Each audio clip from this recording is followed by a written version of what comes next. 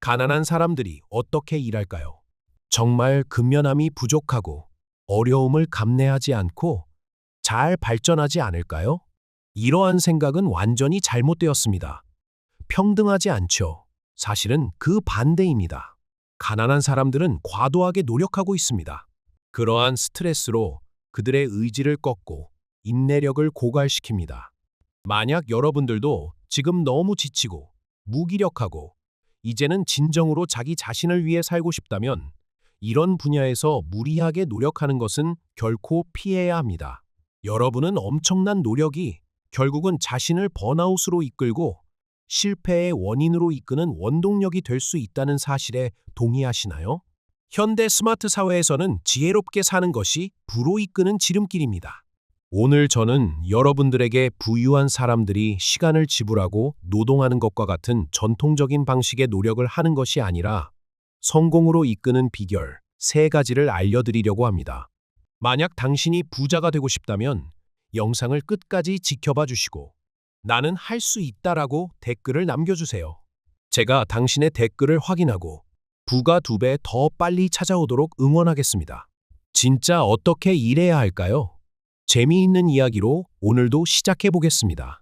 옛날 한 산속 마을에 아렌이라는 젊은 나무꾼이 살고 있었습니다.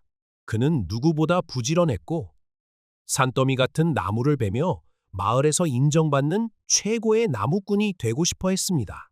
그의 목표는 매일 10그루의 나무를 베는 것이었습니다. 첫날, 아렌은 새벽부터 도끼를 들고 산으로 올라갔습니다. 도끼는 날카로웠고 나무를 베는 소리가 경쾌하게 울려 퍼졌습니다. 오후 5시가 되자 그는 정확히 10그루를 베며 목표를 달성했습니다. 다음 날도 똑같이 시작했습니다. 하지만 이번에는 나무를 베는 속도가 조금 느려졌습니다. 도끼날이 조금 무뎌진 걸 느꼈지만 아렌은 이를 무시했습니다. 나무를 다 베고 나면 갈아야지. 그는 이렇게 스스로를 다그치며 밤 8시가 돼서야 목표를 채웠습니다. 셋째 날에는 일이 훨씬 더디게 진행되었습니다. 나무 하나를 베는데 1시간도 넘게 걸렸고 도끼는 거의 쓰러질 듯 무뎌져 있었습니다.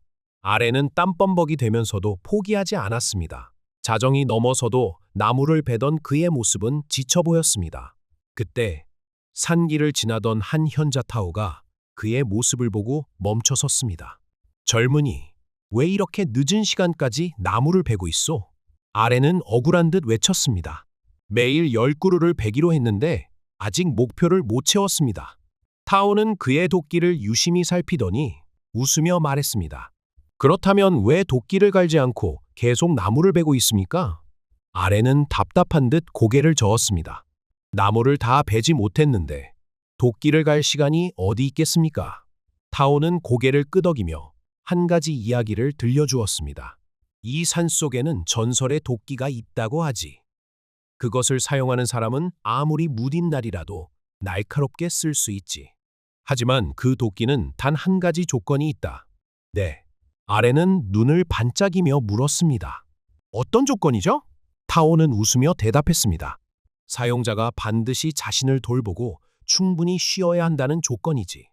내가 지금처럼 쉬지 않고 계속 나무를 베면 그 도끼는 오히려 무뎌져 버릴 걸세. 그 말에 아렌은 고개를 숙였습니다. 그는 자신이 얼마나 지쳐 있었는지 깨달았습니다. 손에는 물집이 가득했고 다리도 후들거렸습니다. 나무를 다 베겠다는 집착 때문에 자신이 점점 더 약해지고 있었다는 사실을 처음으로 깨달은 순간이었습니다. 그날 이후 아렌은 매일 아침 도끼를 갈고 정해진 시간에만 나무를 베었습니다. 더 이상 목표에 집착하지 않았습니다. 그는 가끔씩 산길을 걸으며 새소리를 듣고 계곡에서 발을 담그는 시간도 가졌습니다. 놀랍게도 그렇게 자신을 돌보기 시작한 이후로 그는 더 많은 나무를 효율적으로 벨 수 있게 되었습니다. 마을 사람들은 그의 변화에 놀랐고 아렌은 진정한 의미의 성취감을 느꼈습니다. 이 이야기는 우리에게 중요한 교훈을 줍니다. 아무리 열심히 일하고 노력하더라도 자신을 돌보지 않으면 결국 무딘 도끼로 나무를 베는 나무꾼처럼 지치고 맙니다. 진정한 성공은 끈기와 노력뿐만 아니라 자신을 사랑하고 돌보는 방법을 배우는 데서 시작됩니다. 방향과 노력 무엇이 더 중요할까요? 물론 방향입니다. 올바른 방향으로 성급하게 움직이는 것이 아니라 느리더라도 천천히 안정적이고 꾸준히 나아가며 필요시에는 상황을 유동적으로 조절해가며 하는 것이 최상의 성과를 가지고 올 것입니다. 여기 한 마리의 매미가 있습니다. 매미의 이야기를 통해 지나친 노력과 집착의 의미를 한번 파헤쳐 보시죠. 매미는 태어나면서부터 운명이 정해져 있었습니다. 땅속에서 긴 세월을 기다린 끝에 겨우 7일 동안만 날개를 펼칠 수 있었죠. 하지만 매미는 자신이 왜 그렇게 살아야 하는지 알지 못했습니다.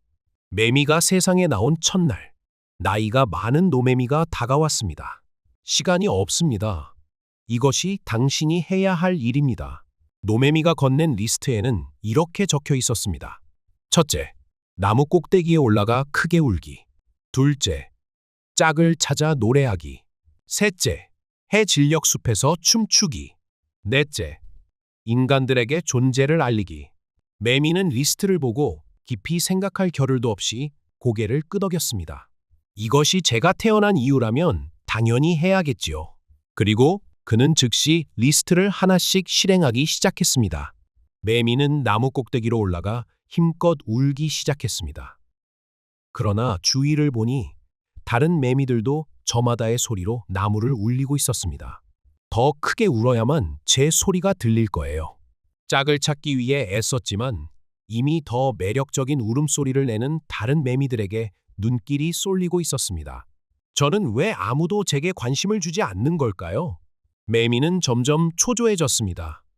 리스트를 완수하지 못하면 자신이 실패한 존재처럼 느껴졌습니다.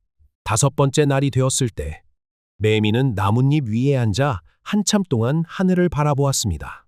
내가 이렇게 바쁘게 달리는 이유가 무엇일까? 이 리스트는 정말로 내가 원하는 삶일까? 바람이 스치고 햇살이 나뭇잎 위로 부드럽게 내려앉는 것을 느끼며 매미는 깨달았습니다. 아, 지금 이 순간의 아름다움을 보지 못하고 있었구나. 내가 정말 원하는 것은 누군가가 정해준 길을 따라가는 것이 아니라 내 날개로 스스로 길을 개척하는 것일지도 몰라. 매미는 나무 꼭대기로 올라가 이번에는 자신만의 노래를 부르기 시작했습니다. 남들을 흉내내거나 크게 울 필요는 없었습니다. 대신 자신의 이야기를 담은 소리였습니다. 나는 땅속에서 17년을 기다렸어요. 지금 이 순간이 얼마나 소중한지 몰라요. 그의 노래는 다른 매미들과 달랐습니다. 독특하고 따뜻한 울림이었습니다. 주위 매미들은 그의 노래에 귀를 기울였습니다. 마지막 날이 되었을 때 매미는 리스트를 더 이상 신경 쓰지 않았습니다. 대신 하고 싶은 일을 했습니다. 나뭇잎에 앉아 바람을 느끼고 짝이 아니라 친구들과 함께 노래하며 햇살 아래서 조용히 숲의 향기를 즐겼습니다. 27일이 짧다면 짧은 대로 내 마음대로 살아가는 것이 진짜 의미 있는 삶이겠지요. 매미는 미소를 지으며 나뭇가지 위에 조용히 앉아 마지막 순간을 맞이했습니다. 노매미가 그를 찾아왔습니다. 리스트를 완성하셨군요. 매미는 웃으며 대답했습니다. 아니요. 제가 저만의 리스트를 만들었을 뿐입니다.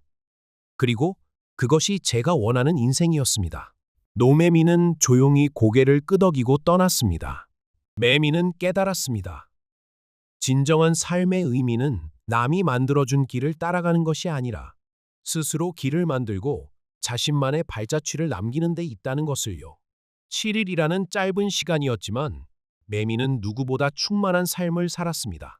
그저 다른 사람이 만든 리스트를 완성하기 위해 7일이라는 인생, 70년이라는 인생을 완성하기 위해 급하게 인생을 살아가는 것만큼 아이러니하고 비극적인 것은 없습니다. 여러분의 의미를 만들면 남들이 혹여나 웃더라도 그들보다 여러분이 결단코 멋진 인생임을 자부합니다. 우리의 인생은 취업을 하고 돈을 벌고 결혼을 하고 자식을 낳고 유명해지는 것이 중요할까요? 타인이 세운 삶을 살아가는 것이 중요한 것이 아닙니다. 우리는 단지 느끼고 경험합니다. 그리고 다시 이 세상에 우리가 가진 것을 놓아주고 사라집니다. 매일이 행복할 수 없지만 이 순간 시원한 공기를 마실 수 있는 것이 느껴지지 않나요? 여러분은 매일 정해진 체크리스트를 하기 위해 태어났나요? 아니면 매일 하루를 충만하고 행복하게 느끼고 경험하기 위해 살고 있나요? 여러분의 가슴 속에 답이 이미 정해졌으리라 생각합니다. 고통을 꼭 견뎌내는 것만이 대단한 의미를 가진 것은 아닙니다. 불안해하고 에너지를 소모하는 것 또한 여러분입니다. 지금 당장 의미가 없더라도 마음껏 해도 좋아요. 예를 들면 하늘을 보거나 별을 세는 것, 꽃을 사는 것처럼요. 여러분은 여러분 자체로 소중합니다. 스스로를 보호해야만 다른 사람에게도 친절을 베풀 수 있습니다. 이러한 친절도 분별력이 있어야 합니다. 맹목적인 친절은 어떤 의미로 탐욕적인 것보다 안 좋습니다. 옛날 깊은 숲속 작은 호숫가에 테라라는 나무꾼이 살고 있었습니다. 테라는 매우 친절한 사람이었습니다. 그는 매일 숲속 동물들에게 음식을 나누어 주고 길을 잃은 사람들에게 호수로 가는 길을 알려주며 살았습니다. 사람들은 그의 착한 마음을 칭찬하며 테라처럼 살아야 한다고 말하곤 했습니다. 하지만 테라는 점점 지쳐갔습니다.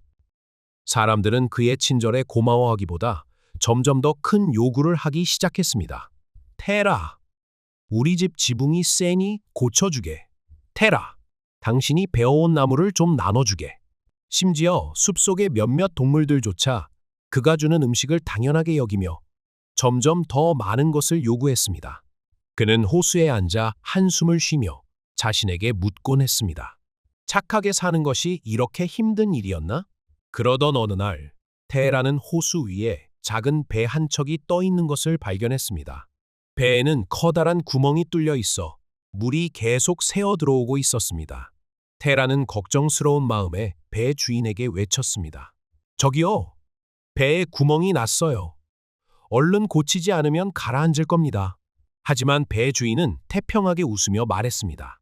아, 괜찮아요. 물이 차오르면 그때마다 퍼내면 되죠.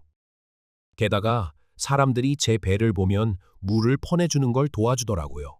테라는 그 말을 듣고 어이가 없었습니다. 왜 구멍을 고치지 않고 물을 퍼내는 데만 의존하지? 라는 생각이 머리를 떠나지 않았습니다. 며칠 후 테라는 여전히 물을 퍼내며 다니는 배를 다시 보게 되었습니다. 이번엔 배 주인이 다른 사람들에게 물을 퍼달라고 명령하고 있었습니다. 사람들이 피곤해하자 배 주인은 심드렁하게 말했습니다. 내가 배를 빌려주지 않았으면 너희는 여기까지 올 수도 없었잖아. 물을 퍼내는 정도는 해도 되지 않겠어? 그 모습을 본 테라는 문득 자신을 떠올렸습니다. 그는 그동안 다른 사람들을 위해 자신의 모든 것을 내어주며 자신의 마음속 구멍은 고치지 않고 계속 퍼내기만 하고 있었다는 사실을 깨달았습니다. 그날 이후 테라는 자신을 위해 시간을 쓰기로 결심했습니다. 누군가가 지나친 요구를 하면 단호히 거절하기도 했고 자신이 진정으로 돕고 싶은 사람들에게만 마음을 열었습니다.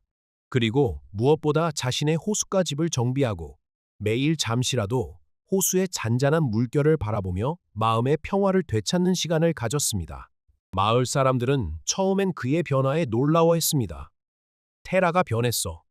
이제 더 이상 착하지 않네 라고 수군거렸지만 점차 그의 진짜 모습을 이해하게 되었습니다. 테라는 여전히 친절했지만 더 이상 맹목적인 희생은 하지 않았습니다. 어느 날 테라를 찾아온 한 마을 사람이 말했습니다. 왜 갑자기 그렇게 변한 거죠? 예전엔 우리를 더 잘 도와주셨잖아요? 테라는 미소를 지으며 답했습니다. 제가 제 배에 구멍을 메우지 않으면 언젠가 배가 가라앉아 아무도 도울 수 없게 될 테니까요. 이 이야기는 우리에게 중요한 교훈을 줍니다.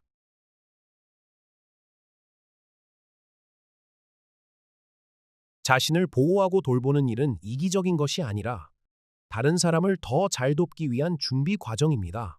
친절은 분별력이 있을 때 가장 빛나며 지나친 희생은 결국 모두를 위험에 빠뜨릴 뿐입니다. 이제 우리는 함께 소처럼 일하는 것이 아니라 더 똑똑하게 일하는 법을 배웠습니다. 꼭 기억하셔야 합니다.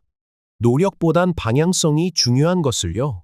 중요한 것은 올바른 방향성을 갖춘 다음에 꾸준한 노력이 필요한 것입니다. 지금 하는 일에 진정한 의미를 찾아보세요. 결과보단 과정을 중요하게 생각하고 끊임없이 배워나가야 합니다. 여러분을 위한 컨텐츠를 제작하기 위해 열심히 노력하고 있습니다. 구독과 좋아요 꼭 부탁드립니다. 이 이야기를 당신의 삶에 적용하고 유용한 변화를 느꼈다면 댓글로 남겨주세요. 앞으로 더 재미있는 컨텐츠로 여러분에게 찾아오겠습니다.